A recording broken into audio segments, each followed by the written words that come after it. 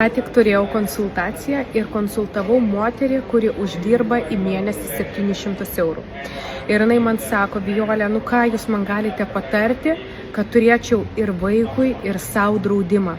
Tai va tokiem žmonėm, kurie negauna didelės pajamas ir apskritai turi daug išlaidų nuo tų 700 eurų ir lieka labai maža dalelė kažkam tokiam atsidėjimui, tai aš jį pasiūliau tiesiog taupyti 35 eurus per mėnesį, tai realiai gaunasi truputėlį daugiau nei 1 euras per dieną ir apsidrausti save ir savo vaiką.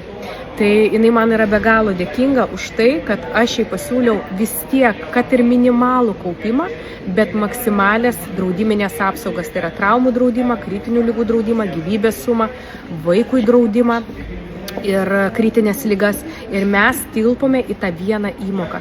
Tai jeigu ir jūs norite daugiau draustis, o ne kaupti, draustis, didesnės apsaugas turėti ir vos minimaliai palikti kaupimui, tai toks variantas tikrai yra, jūs tiesiog parašykit man ir mes pabandysime sudėlioti jums su minimalia įmoka net apsidrausti kartu su vaiku.